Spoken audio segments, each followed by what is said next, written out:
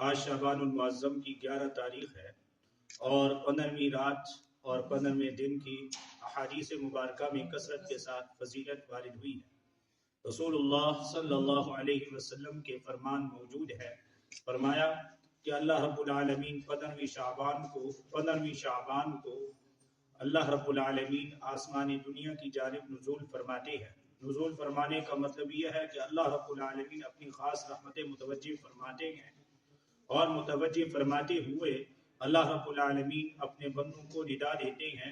صبح غروب آفتاب سے لے کر صبح صادق تک یہ ندا ہوتی ہے کہ کوئی ہے رزق مانگنے والا کہ میں اسے رزق عطا کروں، کوئی ہے بخشش مانگنے والا کہ میں اسے معاف کروں، کوئی ہے مصیبت میں مبتلا کہ وہ اپنی مصیبت کی دوری کا مجھ سے سوال کرے، میں اس کی مصیبت پریشانی کو حل کروں، دور کروں۔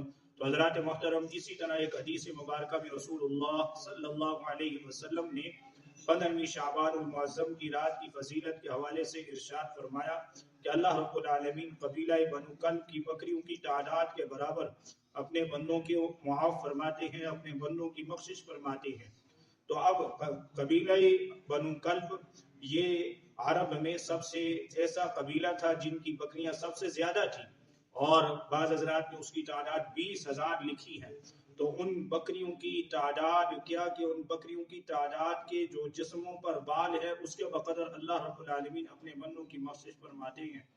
تو ہمیں بھی چاہیے ہے کہ اس مبارک رات میں اللہ رب العالمین کی عبادت کریں، اللہ کی اس سے معافی مانگیں اور توبہ طائب ہوں۔ توبہ طائب ہونے کے ساتھ ساتھ اللہ کو منانے کی کوشش کریں۔ اللہ رب العالمین نے اپنے حبیب صلی اللہ علیہ وسلم کی امت کو نوازنا ہے، لیکن تھوڑی سی ہمت کرنی پڑے گی، اور وہ ہمت یہ ہے کہ اللہ رب العالمین سے صلح کرنی ہے۔ اور صلح کیسے ہوگی؟ کہ اللہ سے معافی مانگے، اپنی سابقہ زندگی کے اوپر ندامت اور شرمندگی ہو کہ اللہ جو زندگی میں نے ضائع کر دی ہے، اب میں جو ہے تیرے حکموں کے مطابق اور تیری منشا کے مطابق چلنے کی کوشش کروں گا، اور یہ عزم اور ارادہ کریں تو انشاءاللہ تعالی اللہ رب العالمین ان خوش نصیب لوگوں میں ہمیں بھی شامل فرمائیں گے جن کی مغفرت اور بخشش ہوگی۔ تو اللہ رب العالمین ہم سب کو اپنے ان متقین اور مقربین بندوں میں، ان اپنے خوش نصیب بندوں میں جن کی مغفرت اور بخشش ہونی ہے، ان میں ہمیں بھی شامل فرمائے۔ اللہ رب العالمین ہمیں اس رات کی قدردانی کی توفیق عطا فرمائے۔ وآخر دعوانا ان الحمد للہ رب العالمین۔